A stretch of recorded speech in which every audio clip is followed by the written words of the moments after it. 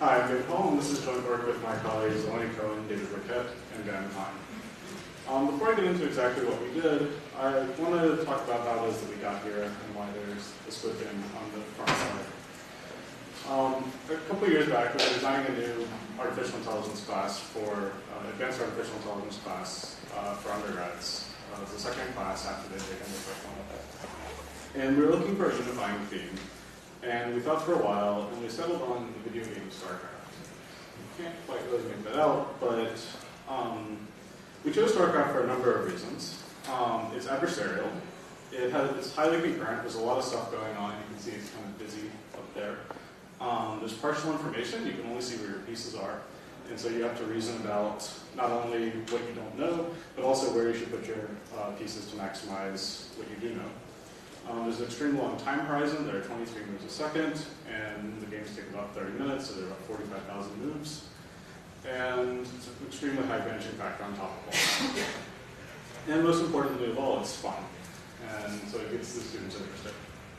Okay, so when we got to the classical planning unit, we were thinking about how to describe how to plan in a world like this. And we noticed some aspect of the structure of the problem that didn't seem to be written down anywhere in what we could find. The basic setup is that you are a evil alien mastermind, and your goal is to take over the world through some kind of means. And to do that, you have a couple of tools at your disposal. The first, you have these worker robots, and you use worker robots to build more worker robots. And you can also use your workers to build tanks, and ultimately tanks are the things that you want to build. StarCraft is much more complicated than this. There's lots of different kinds of factories that make different kinds of units. There's also 2 different kinds of money. So a lot of stuff going on. Okay. But really, we're just going to focus on this one little simple subproblem, but just keep in mind that the StarCraft problem is a little bit more complicated than this. The first approximation, there are 2 kinds of strategies or plans that people, that gamers have come up with. And these are referred to as build orders. They fall into 2 categories. One is the short-term strategy, and the others are kind of long-term strategies. In the short-term strategy, you build just a couple of workers, and you make a slow trickle of tanks. In the long-term strategy, you make a whole bunch of workers, and then you don't make any tanks at first, but then suddenly you make a whole bunch of tanks right at the end of the game. And it's not ever clear exactly what's the right combination and the right way to do any particular particular composition. Okay, so your state space looks something like this. At any given time, you have a certain number of workers and a certain number of tanks. And there are lots of different combinations you can get to at any given time. And these are all representing trade-offs between the size of your labor force and the size of your army. And it's not clear which of these is better, but that's what planning is for. It's supposed to reason about these kinds of uncertainties. But you also end up with a lot of states that are clearly suboptimal. You'll end up with a state where you basically have done nothing after a long time, and lots of these states. And you also end up with states where it's just as good as one may be a good state, but it takes a little bit longer to get there. What we'd like to do is only expand the states that are plausibly going to be a good idea. And this is what A star is for. A star can say that there is that the forward estimate of the cost of the goal for this good state is 10, and for this really bad state it's 40.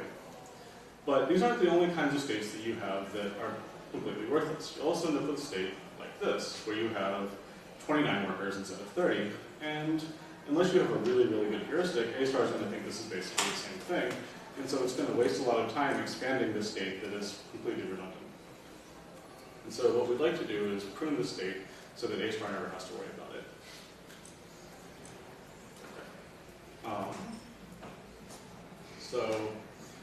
Let's reason again about this. Think about a state space. And we have a bunch of states, and we use these blue circles to represent just abstract states. And what we know is that all of these states in the bottom left-hand corner are dominated by some other state on this fringe, the outside fringe. And so what we want to do is we want to prune these states so that they don't show up in the stretch. To do that, we will look at the relationship between 2 states. And this relationship relationship, as you probably are well aware, is a partial order. And the semantics are that red is less than blue if red is worse than blue. We're certainly not the first to use partial orders for pruning and planning. In 2003 looked at limited pruning in a satisficing planner, doing kind of the same basic idea. He also, a little bit later, with a colleague, looked at expanding non-dominated states according to multiple heuristic values. In this work, we want to be able to maintain the guarantees of optimality that A-star gives you, while still being able to prune states. We're also going to automatically construct partial orders that can guarantee you this optimality. Integrating a partial order into a planner is super easy. If this is your typical planning algorithm where you just pop a state off the queue, you check to see if it's in your closed list, and if it's not, you expand it. All we're going to do is we're going to take that closed list check and replace it with a new check that says is dominated by any state in the open set or in the closed set. And if it is, we know that we don't need to worry about it because some better state will come along later. And so there's a natural analogy to be drawn between A-star and heuristic influence search, like A-star and this partial order pruning. Heuristics have an intuition that you want to favor progress towards the goal, and they do this by reordering the queue locally. Partial orders, that intuition is that you want to ignore redundancy, and you accomplish this by pruning states based on states that are around them. And you can guarantee optionality in both of these cases. In A-star space, you need that your heuristic is admissible or consistent depending on how you implement things. And in partial orders, we've defined a notion of compatibility that will give you similar guarantees. The basic idea behind a compatible partial order is that if you have blue, you'll never need red. And so when would that possibly be the case? Well, in the first case, if you have a start state and you have two paths to the blue node and the red node, then it better be the case the cost of the red node and the cost of the blue node is such that the red cost is greater. Similarly, and looking in the other direction, if red is a goal state, then blue had also better be a goal state. Okay, that's not quite enough. We also need this concept that we call feature consistency. And the basic idea here is that if you have your two states, red and blue, and there is some successor from red called red prime, then there had better be an analogous successor, blue prime, such that blue prime still dominates red prime, and the cost from going from red to red prime is bigger than the cost from going from blue to blue prime. Okay, so that's how it looks in math, but it's a pretty simple concept overall. Okay, so if we have a compatible partial order and we plug it into an otherwise optimal search routine like A-star or uniform cost search, we can prove the following. Take a compatible partial order, then Skyline is complete, it's optimal, and it's optimally efficient. And optimal efficiency, for those who don't remember, is that there's no search algorithm that uses the same partial order that can pop fewer nodes. These are the same properties that A-star has for a given heuristic H. There's a sketch of the proofs. Run my way through this. Sketch of the proofs. We have you take your start state, and you have some path all the way to the goal, and you've pruned it, and there has to be some state that you've pruned. But for this to be the case, there has to be some state that was doing the pruning, and by feature consistency, you can recursively guarantee that there still has to be a path. And so you can't ever prune all the paths. Optimality is kind of an analogous idea. The important parts are that you don't reorder the queue by using this operation. So all you have to guarantee is that you don't prune an optimal path. And because of feature consistency, you know that if you prune a path, that there has to be some path that's at least as good as it. Optimal efficiency is kind of a messy proof. It's exactly the same as A-star, where you go and construct a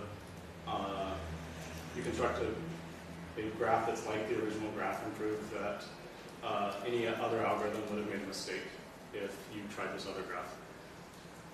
And it's just the same proof as A-star. Okay. So in terms of constructing these partial orders, this notion of compatibility would be pretty useless if you couldn't actually find a compatible partial order easily. In an arbitrary graph, you can't possibly do that. But planning problems, of course, aren't arbitrary graphs. They have a very special, unique structure. Typically, they're going to be specified in a schematic way, kind of a PDDL type specification, where you have preconditions, some postconditions, and the duration. And you have a whole bunch of these actions. And if it's the case that it's always better to have more workers, then you can, when you're comparing two states, if one of them has more workers than the other, and they're in other ways equal, then you can prove a state that has fewer workers. You also need to check the goal condition, so that if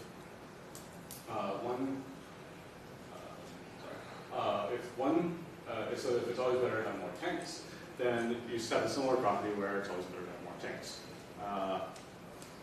And then finally, you have to check the optimization criterion. Usually we're going to try to minimize something like cost or pollution or something like that. And if you have a state, if you have a resource like time that you always want to have less of, then when you're comparing two states, you can always take the one that has less time. Not all resources are going to be either positive or negative. Some resources are going to be have a more complicated relationship. So for instance, if you had a special action that was only applicable when you had, say, fewer than 5 tanks, then you wouldn't be able to prune based on the number of tanks you had. In fact, if you had 2 states and they had a different number of tanks, then you wouldn't be able to compare them at all. Okay.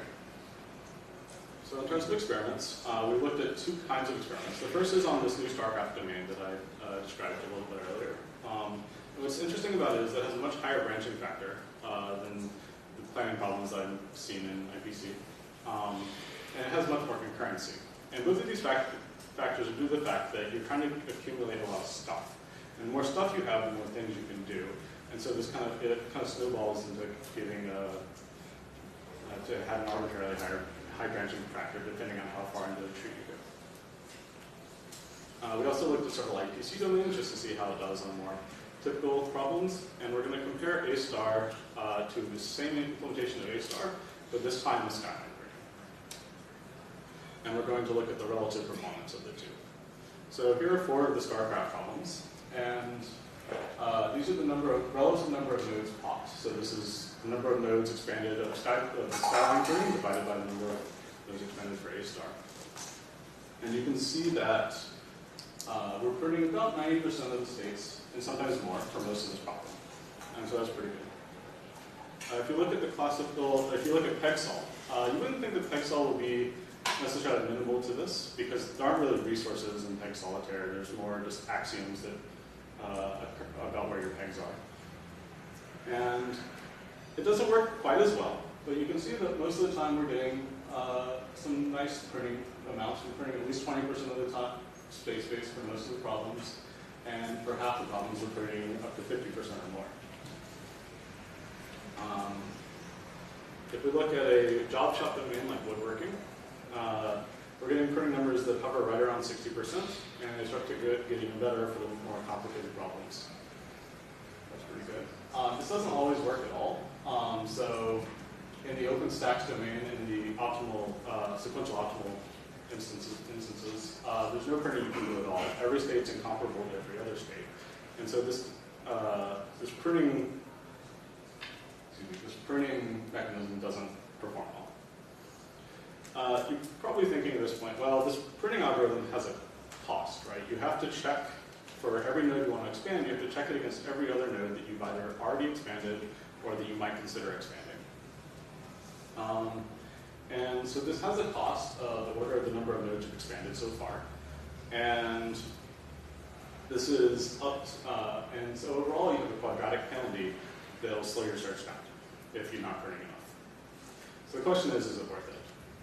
Well, in the StarCraft domain, it absolutely is worth it, where we're getting over 5 times speedups for all but the simplest of the problems.